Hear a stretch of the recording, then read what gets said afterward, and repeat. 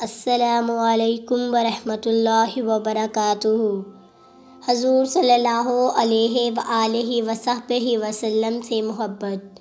اگر حضور صلی اللہ علیہ وآلہ وصحبہ وسلم کی بابرکت ذات درمیان میں نہ ہوتی تو ہم کبھی اس قابل نہ ہوتے کہ اللہ کو جان لیں۔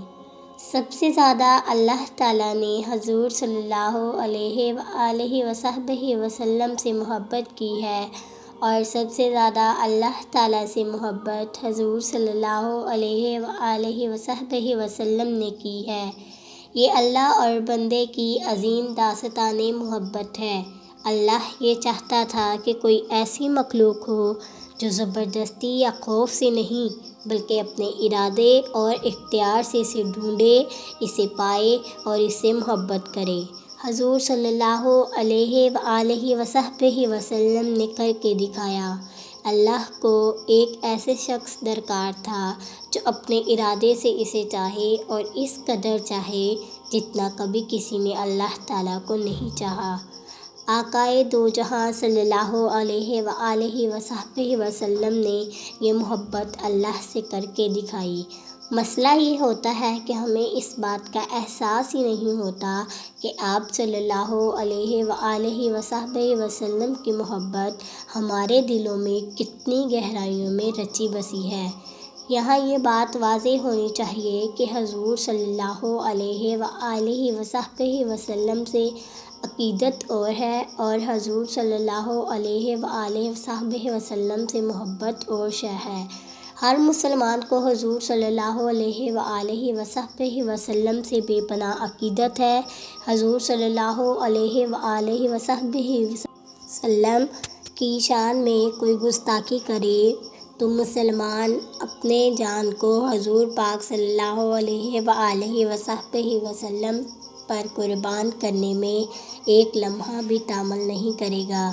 لیکن یہ عقیدت ہے۔ حضور صلی اللہ علیہ وآلہ وصحبہ وسلم سے ہمیں عقیدت ہے، لیکن کیا ہم اپنے حضور صلی اللہ علیہ وآلہ وصحبہ وسلم سے محبت نہیں کر سکتے؟ رسول اللہ صلی اللہ علیہ وآلہ وصحبہ وسلم نے فرمایا، جب اللہ تعالیٰ نے زمین کو پیدا کیا تھا تو وہ ہچکولے کھاتی تھی۔ پھر اللہ تعالیٰ نے پہاڑ کو پیدا کیا اور اسے حکم دیا کہ زمین کو تھامے رکھے، چنانچہ وہ ٹھہر گئی۔ تب فرشتوں کو پہاڑوں کی مضبوطی پر تعجب ہوا اور وہ کہنے لگے، اے اللہ، آپ کی مخلوق میں کوئی چیز پہاڑوں سے بھی زیادہ سخت ہے؟ فرمایا، لوہا اس سے بھی زیادہ سخت ہے۔ پوچھا، لوہے سے بھی زیادہ کوئی سخت چیز ہے؟ فرمایا، آگ۔ فرشتے پھر پوچھنے لگے، آگ سے بھی زیادہ کوئی سخت چیز ہے؟ فرمایا، پانی۔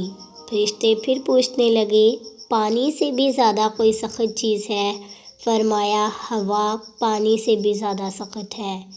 پوچھا، ہوا سے بھی زیادہ کوئی سخت چیز ہے؟ اللہ تعالیٰ نے اس پر فرمایا، ہاں، وہ آدمی جو اس طرح صدقہ دے کہ وہ اپنے دائیں ہاتھ سے صدقہ دے اور بائیں ہاتھ کو اس چیز کی خبر تک نہ ہو۔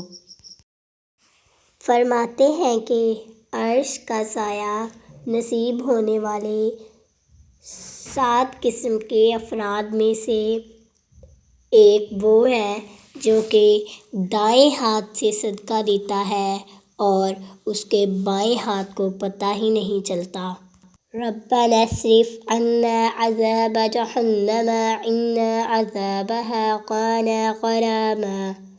اے ہمارے پروردگار، ہم سے دوزخ کا عذاب پرے ہی پرے رکھنا، کیونکہ اس کا عذاب چمٹ جانے والا ہے۔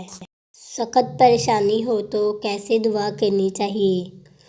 اور اگر کوئی سخت پریشانی لاحق ہو جاتی ہے تو یہ 7 نام لے کر دعا کرتے، یا حی یا قیوم یا اللہ یا رحمان یا ذی الجلال والاکرام یا نور السماوات والارض وما بینہما رب العرش العظیم۔